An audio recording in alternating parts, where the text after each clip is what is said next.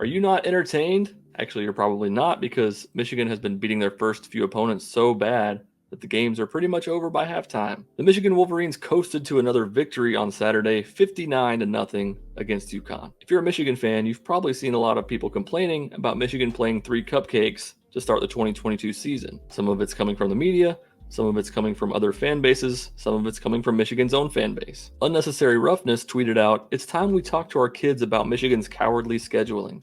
Colorado State, Hawaii, UConn.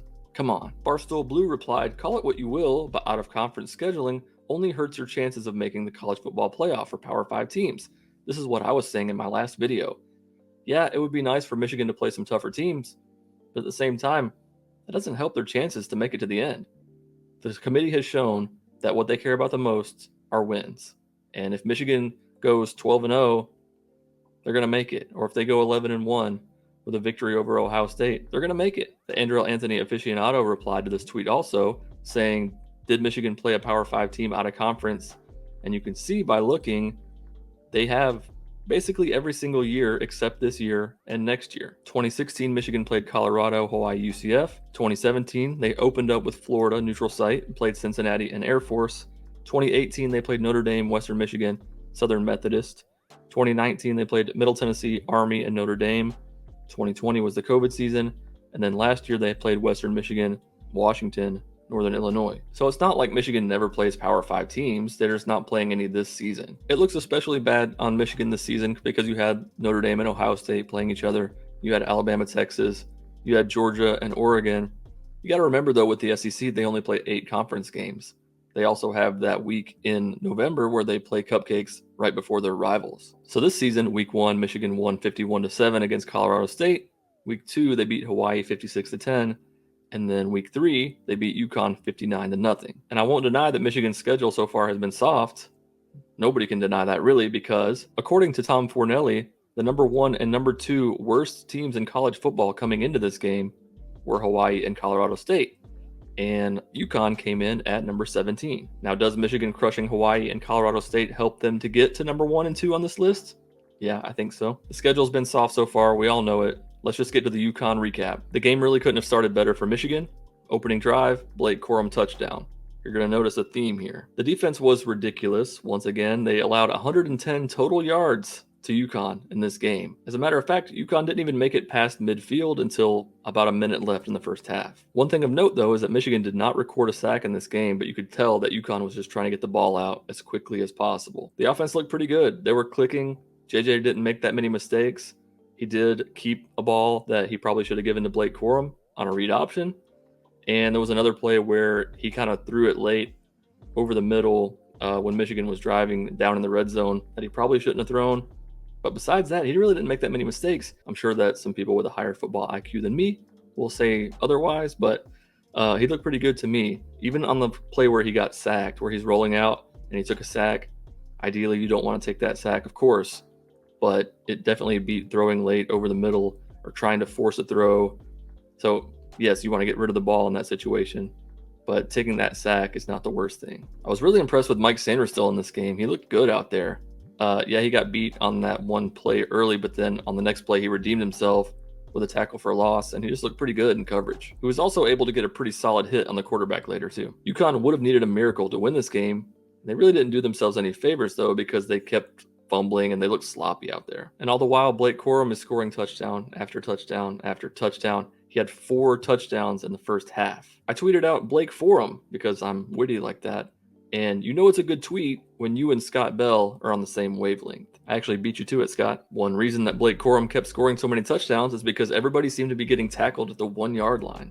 JJ couldn't buy a touchdown. If you had Alan Bowman throwing a touchdown but JJ McCarthy having 0 on your bingo card, then congratulations, you win. You know the competition is bad when you get to play 7 of your quarterbacks. Michigan played J.J. McCarthy, Cade McNamara, Davis Warren, Andy Maddox, Alex Orji, Alan Bowman, and Jaden Denegal. Oh, actually, Michigan played 8 quarterbacks because Brandon Mann had an attempt also. J.J. McCarthy started the game, of course, but Cade McNamara came in right at the end of the first half. It was nice to hear the crowd cheering for him, considering that he got booed last week for whatever reason. And then he immediately got sacked. That's one of the few concerns for Michigan, I would say, thus far, is maybe pass protection. I believe it was Trente Jones that got beat again on this play, and he's whiffed a couple times this year.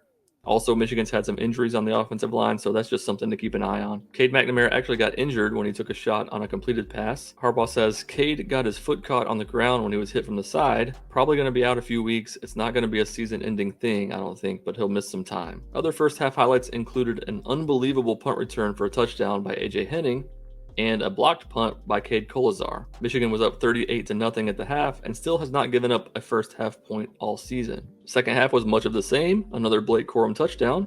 Brian Mack tweeted out, "Little known fact, this is the first time a Michigan player has rushed for 5 touchdowns in a game since 2021 when Hassan Haskins rushed for 5 touchdowns against Ohio State University." And that's an A+ tweet. So the final score, Michigan 59, UConn 0, total yards 465 to 110. Rushing yards 192 to 86, passing yards 273 to only 24 yards allowed through the air by Michigan. First downs 26 to 6. Note of the game here from Michigan's official Facebook page. With a 61-yard punt return touchdown, A.J. Henning became the 4th player in Michigan history with a touchdown via kick and punt return in his career, along with Steve Breston, Desmond Howard, and Dave Ramey. Individual stats, J.J. McCarthy 15 of 18 for 214 yards. Blake Corum 12 carries for 71 yards, a 5.9 average, and 5 touchdowns. Now that average was severely hampered by those 1-yard touchdown runs. Alex Orji also had 30 yards rushing and a touchdown. Donovan Edwards did not play in this game. Obviously, Michigan did not need him. Receiving, Ronnie Bell had 7 catches for 96 yards. Roman Wilson, big play Roman Wilson, the flying Hawaiian, 3 receptions, 64 yards. A.J. Henning, 4 for 37 to go along with that punt return for a touchdown. And Schoonmaker had a 31-yard reception. Leading tacklers, Jenkins, Colson, Michael Barrett, McGregor, Harrell, Sainer Still, and Mozzie Smith. Jake Moody was only 1 for 2. What's up with that, Jake Moody? Oh yeah, that's right, they made you try a 61-yard field goal. And of course, Brad the Boot Robbins, 2 punts, 115 yards, 57.5-yard average. So I was right, Michigan did score 50 points again, and this is the first time in Michigan football history that the Wolverines have scored 50-plus points in each of their first 3 games. Oh, and a little fun fact at the time of this recording, Washington is beating Michigan State 39-14 with 8 minutes left in the game. The cupcake appetizer is over. The Big Ten entree is here. First up is Maryland. I'll be dropping a preview video for that soon. If you like the channel and you want to support it, please click subscribe. You can also show your support by clicking the super thanks button below for a shout out in the next video. And as always, go blue.